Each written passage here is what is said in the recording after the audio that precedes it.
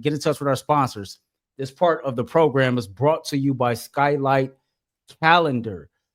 Say goodbye to sticky notes. Scribble plans on the fridge, overlap your calendar invites. The Skylight Calendar is here to bring clarity to the chaos and help families stay organized without the stress. This sleek digital display syncs with your existing calendars.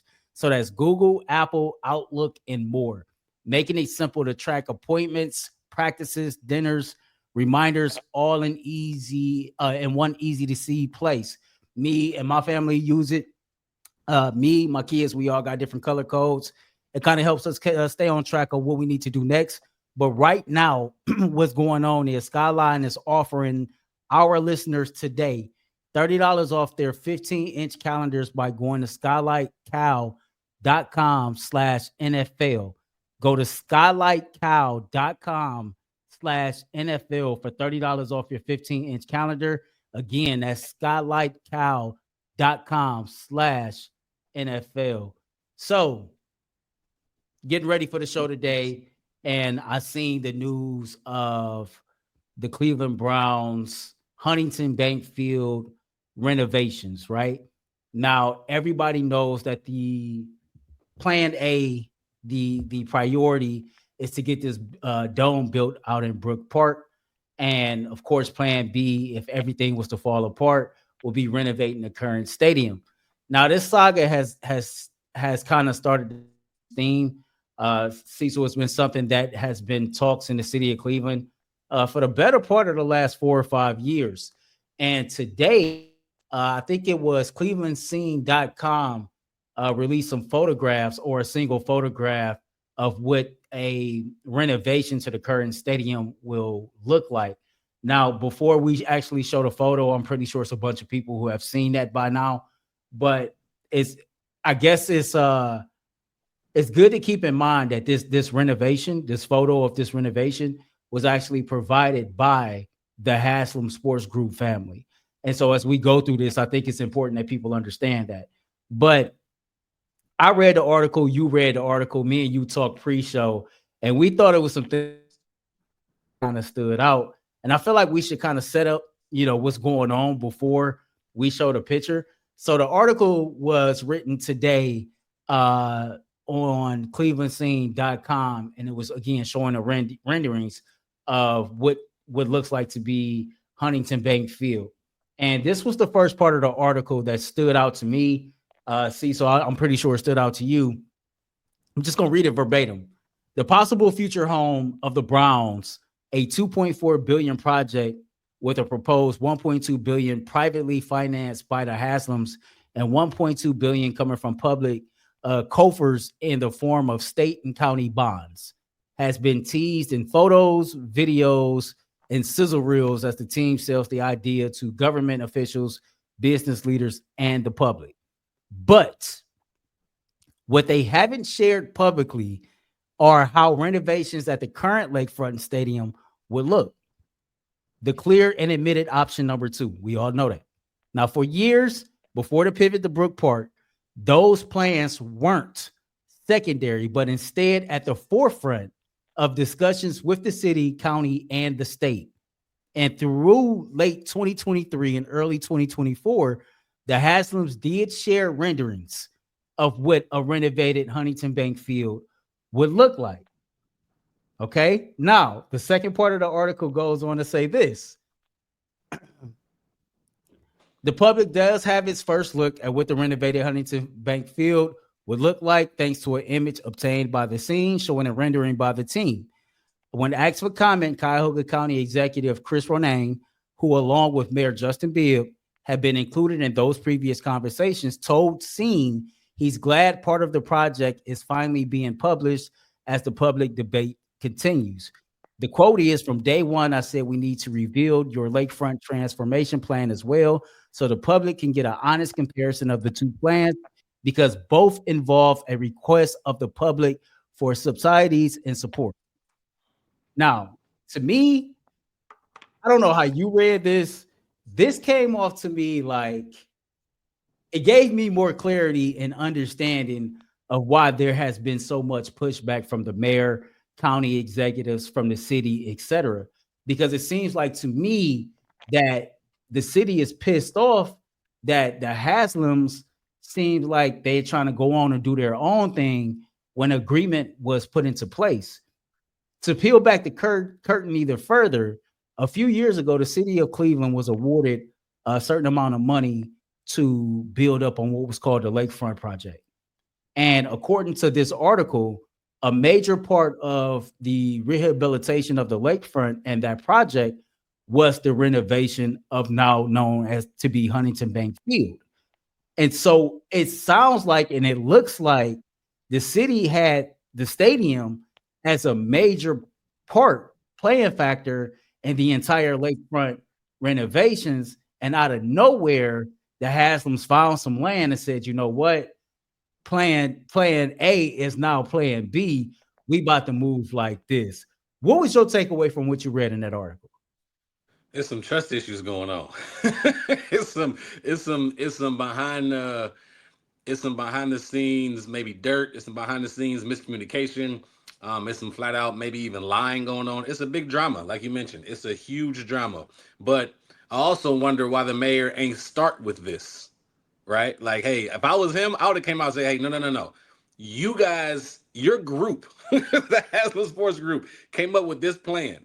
And we agreed to it. We said we're gonna do this, we're gonna do that, entertainment district, the whole nine. And then all of a sudden now it's not. Now we're plan B or C, whatever the case may be. So there's definitely some issues, some I would say burning of bridges on the Haslam part. And that's not a good look for the city. And the more this comes out, like you mentioned, you can see why the city was so upset. The Mm-hmm. mayor was so upset. People that were involved were so upset. It's like, hey, we had a plan in place, and you guys were part of leading that plan. And then all of a sudden, you go behind all of our backs and say, "This is what we're doing." It's a slap in the face. And to me, the more the Haslams, the more the Haslams talk about this new building, talk about this new place, it's just not a good look when the new behind the scenes stuff starts coming out to front. So man, I was very surprised. I was very entertained, honestly, reading this. But I was very surprised all that was going on behind the scenes. It makes a lot of sense why they were pissed off. Yeah, I guess to your point, it's kind of like, man, if I was the mayor, I kind of would have led with Oh, this from from the the jump. jump. But me and you understand, man, what's by the book right and what's morally right or code right is not all the same thing. And who's to say what type of ramifications that would have had for him down the road when it comes to negotiating deals and things like that. Sometimes you got to keep your mouth shut until you can publicly speak on it.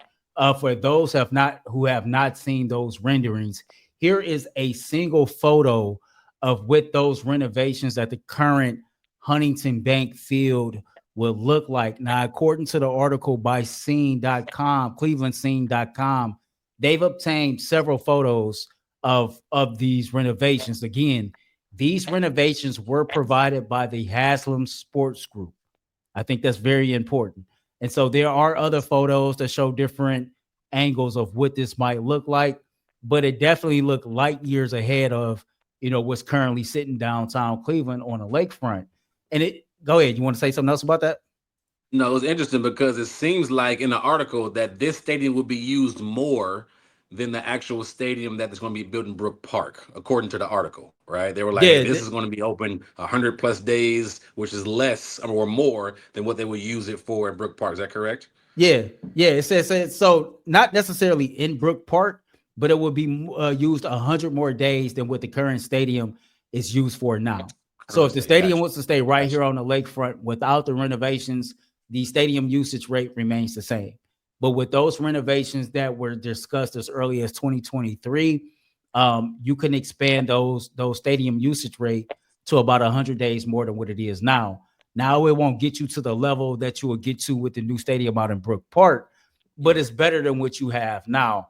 And another thing to me when I read this was it just seems like when you talk about Cleveland being a blue collar town, when you talk about Cleveland just being unique in its own way, maybe the Haslams knew that if I was to put both options out there, because Cleveland is so traditional and some Clevelanders are so used to things being how they are, that most would have opted for a renovated stadium right there on the lake. versus a brand new shiny toy out in Brook Park. And I think maybe the Haslams had a better beat on the city and the temperature of the city than what we thought, and was like, hell no. Because if I put option B out there, just because the stadium has traditionally been on the lake, they're gonna roll with option B. When in reality, option A is better for him and his family long term. Mm. Is that a bad thing though? Is his mindset right now? Hey, that I want to go with option A, which is the one out in Brook Park. Is that a bad thing in his point of view, or is it just a bad look overall? I don't think it's a bad thing from his point of view. I mean, he's trying to create generational wealth for his family, and he's trying to make as much money as he can to enjoy while he's alive. Like you're looking at it right now. It This look new nice. dome, this new Jimmy's World is beautiful. I'm not gonna act like it's not attractive. I'm not gonna act like that it doesn't appeal to the eye and that I wouldn't go check this out, when and if it's built. But at the same time, you do have a lot of traditionalists who are looking at downtown Cleveland, and the Mhm. stadium being on the lakefront is part of tradition in downtown Cleveland. And me and you both know you have people who are built like change is not always comfortable. That's not always something that they want to get with. And if you can upgrade what you currently have that's right downtown versus building something brand new that's further out, you're gonna have traditionalists that's gonna always option for plan B, in my opinion. No, I'm with you on that, brother. I'm with you. I was just curious what your thoughts was, because I think if the city, like you said, the city voted, they probably gonna vote for the outdoor stadium. But the more I look at Brook Park, I ain't gonna lie. I ain't gonna lie. It looked nice. It looked It looked nice. nice. But I don't know. I'm trying to think in my head. Am I more a traditionalist? Like, do I want the stadium in Cleveland, in Mhm. downtown, in that tradition, or do I want the new experience? And I think I battle going back and forth. I'm gonna be a Browns fan no matter what, either way, right? But I think I lean towards just that on the lakefront, like that lakefront feeling, just Mhm. that originality, that quote unquote home field advantage. Hopefully we could get. And then that's how we grew up on. Like it's just what we grew Right. up with. We always knew the stadium would be outdoors, outside in our city. And being from the city, it just means a lot when it's in your city. So I don't know. Yeah, and it's crazy because Jason Kelsey, Travis's older brother, he actually shared me in your graduation class. He class of '06. And so like all three of us is the same age. And Jason basically said on his podcast that, just growing up in the city of Cleveland, he's somebody that feels like, football should be played outside, that Yeah. he's always known. And as a Clevelander, that's what he would want to see. But then to admit it, I've been away from the city for a long period of time. The city might have changed. I think the more people that you talk to, it seems like, you know, they will prefer the stadium to stay downtown, but you do have some people that's looking forward to that new shiny object and then everything else that it can do for the city. So y'all tell us what y'all think, man. Should the stadium stay downtown and be renovated, or should the city just let Jimmy and company go ahead and build that stadium out in Brook Park? Man, speaking of Brook Park, coming up next, man, we talk about Shador Sanders and his new jersey possibly be playing in that new stadium. But first, we hear from Buckeye Credit Union. See, so what we got? Today's episode is brought to you by Buckeye State Credit Union. If you are unfamiliar with them, let me introduce you to the financial friend you didn't know you needed until now. Buckeye State Credit Union is a local brand that offers a wide range of products from checking accounts to home equity lines of credit and auto loans. They have some of the lowest rates around. They are committed to serving Northeast Ohio. The Cleveland location is in Shaker Heights, but there are 5 brick and mortar locations across the state. Buckeye State Credit Union is here to help make your life easier. They make banking more convenient, always putting the customer first so you leave feeling cared for, valued, and respected. Connect, simply, and adapt. Those are the core values that make Buckeye State Credit Union the right choice for you. For more information, head to buckeyecu.org. For more information, Buckeye State Credit Union, your money simplified. Shout out to Buckeye State Credit Union. I guess let's start the conversation with this. Were you one of the people that was pissed off at the at the veteran wide receiver, DeAndre Carter, for taking number two? Because No, the Cleveland Browns kind of released everything that came with that. A lot of people was pissed off at him. How did you Nah, feel about that?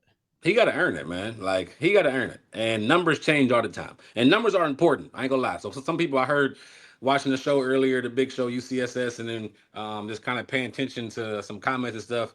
Numbers are important to players. Like even they want the right number. I think Shador wore two his entire life. I want to say high school, college. So for him to wear number two in the league would make a lot of sense. But at the same time, if a veteran guy wants it, I want to say DeAndre Carter, been in the league almost 10 years, he deserves it. Like he deserves it. That's just what it is. He's been around longer. He's a vet. I ain't got no issue with it at all. Now, if Shador wants it, he should pay for it like everybody else got to pay for it. However much and however that looks, right? Maybe it's a charity. A lot of people do charities. It could be, whatever the case may be. But and he has to earn the right to be able to come in somewhere and be like, that's my number, give me that number. He's a rookie, fifth round draft pick. He got to go prove himself, right? I think it would be different if he was already proven he's coming into the Browns from another NFL team, but he hasn't proven anything yet. So I think that the right thing to do, and I haven't heard him complain one time, but I think the right thing for him to do is come in, earn your spot, earn your keep, and then as time goes, you can get your number. But to be honest, I don't know if Carter's gonna make the team. Like you don't know if DeAndre Carter's gonna make the team, so he may have the number right now, and then as time goes, Shador may be in two when the season starts. So we'll see. So it's a couple of people that's close to Shador that said that Shador was totally okay with the number switch. He really wasn't tripping on it that hard. There's some correlations there, of course, with the number 12. Of course, it's 21 backwards. We all know his father wore 21 in the league. Dion wore number 2 in college as well, right? So that's there. One of Shador Sanders' favorite players and one of his mentors is one Tom Brady. He wore number 12. And so you take that 12 times 12 is 144. Shador was the 144th pick of the draft. So maybe this is a new marketing strategy. Maybe, I don't know. Maybe this is something that was conjured up and a plan B in itself in case number 2 was not available to Shador Sanders. But 12, 21, 2, I think is all in the same family. And you can get with that. You know what I mean? The fact that he's not tripping over that jersey number, I think it says a lot about him recognizing what time it is and understand that nothing is going to be given to you because your last name or because of the attention that comes with you, that you actually got to go out there and earn it. And he wasn't the only one that happened to, right? Quinshawn Judkins, right? Started Ohio State. He wore jersey number 1. Martin Emerson Jr. switched his jersey from 23 to number 1. And so, like, here's veterans, like they pull in that veteranship card. If veteranship is a word, but they pull in that card and they letting these rookies know, like, hey, this is what time it is. This is what happened when you got some real meat in the game, man. So hey. Man, let me ask you this, because if y'all don't know, Earl's one of the best in the game, period. He does his research, he's professional. This dude knows his stuff. Did you come up with the 12 times 12 or you seen that somewhere? That was Andrew Hawkins. Okay, I didn't even think about that. Yeah, that was hard. That was hard. Crazy. That was crazy. Hard. And I don't think that's by accident either. I'll be very surprised if that was by accident. Like, no, I don't think it is either. True. Like if all of them aren't true, but one of them got to be true. If not a few of them. You know what I mean? All right, so this just came off the top of my head, right? Him and his dad both wore number 2 in college. Now, Dion was a cornerback that switched to 21 when he got to the NFL. His son is a quarterback. Figured he'll reverse that and switch it over to 12. And if I'm a late round pick and I got a relationship with Tom Brady and I got those same motivational factors, it ain't no different from LeBron putting that 23 on his back because of Jordan in my mind. That's fire. The way you that's fire. The reciprocal of 21, obviously, all offense, that's fire. Yeah, that's all I'm saying. That's all I'm saying. See, now it's in his core. I think mini camp start Friday for the rookies. Is that correct? Yeah, the 9th. So he's coming in the 9th. Probably be some meetings and stuff, and then probably hit the field Saturday maybe. Mm-hmm. That's gonna be exciting to see him in 12, right? I wouldn't be a guy though. I wouldn't be a fan that buys. I'll be slow to buy a 12 jersey. Just wait to see what happens because he might switch back to 2, right? You just never know how it's gonna go. So be a little patient. I know he got the number one Southern jersey at one point, right? Coming out the Yeah, hey, draft. that's a good question for the fans. So we got, first of all, we got 190 people watching us live, man. Shout out to y'all. Make sure y'all hit that like button, subscribe, tell a friend. But y'all let us know. Do y'all think that Shedeur Sanders sticks with the number 12 since he's already done some soft marketing and soft promo? Or do you think he switches back to jersey number 2 if it becomes available to him? It'd be interesting to see, man, while we're waiting on those comments to come in. Let's go through and see what some people had to say. Jamel around the world says, I'm new here because of Shedeur. All right, shout out to you. Also grew up 20 minutes from Jim Brown and Vinny Testaverde, Testaverde's hometown at the Ultimate Cleveland Sports Show. Jamel, man, thanks for you being here. We've definitely seen, the fandom in Cleveland, kind of grow a little bit because we have added Shedeur Sanders. Marie S says, I'm here because of Shedeur. You guys need a stadium. The weather is not great there. It's better conditions for the players. Maybe you guys can win with better conditions for the players. Listen, we often talk about, Marie, about how having that open air stadium on the lake is a home field advantage. But the truth is, Big Ben, Roethlisberger, at one point in time, had more career wins in that stadium than the Cleveland Browns did. So that should tell you a lot. My man DC says Martin Emerson ain't no number one. Hey, chill out on my boy MJ. I'm not agreeing with the statement, but if you wear certain numbers you wear, you got to be good. He wore number 1 in college, though, and didn't he lead the SEC in PBUs? I'm just saying. I'm not saying he's not good. I'm just saying, it's certain numbers you got to be that dude. If you were number 1, you better be that dude. Like, you better be going off. I expect a Pro Bowl year. Like, you can't be number 1 and be sorry. Man. You can't be number 1 and be sorry. That's real. You cannot wear number 1 and be trash. So I'm gonna hear it all year if MJ don't ball because he got on number 1. Yep. It's certain numbers. If you wear it, you better ball. That's just what it is. It's a bad, man. Shout out to Unk, man. Kevin Short says what he up, should stay at 12. Freaky 8 says switch. Michael says that 2 will become available. Saida says switch. Creative Juice says Shedeur should keep 12. Reverse of his dad's number and the number of the GOAT who worked with him. I am kind of on path for Creative Juice. Tierra says switch as well. Joanna Williams says, I'm here because of Shedeur as well. Listen, we done got a lot of new fans in the city of Cleveland, man, because of Shedeur Sanders. And I think that's dope. Here's another one. I'm here for Shedeur as well. Hey, that's real, though. That's real.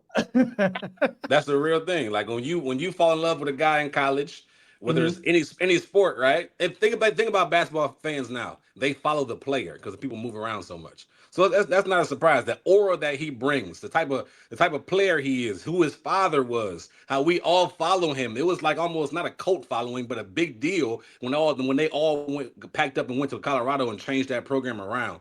So it's pretty cool. We got new fans coming to Cleveland. Now it's about delivering. Now it's about showing out. Now it's about on Friday, you start. You start 12. Like, now is your time to go out there and prove that you belong and you should have went higher and you should be the starter here in Cleveland. Any other jersey numbers, man, before we move to the final segment of the show, from the Cleveland Browns rookies or the vets that stood out to you? Dylan Gabriel, by the way, got jersey number 5. And then a hometown kid, Harold Fanning Jr., he rocking that 88, that 88. That was a notable one that stood out to me. That's so another notable number change around the NFL, Jahmyr Gibbs went from 26 to 0. I don't know, but I ain't a big fan of 0. Yeah, I don't think a lot of people are, man. Like, if you get a 0 on the test, that ain't good. Like, if you got 0 money in your account, that ain't good. Like, that's not like nothing. 0 doesn't stand out to me in a good way. I just don't like 0.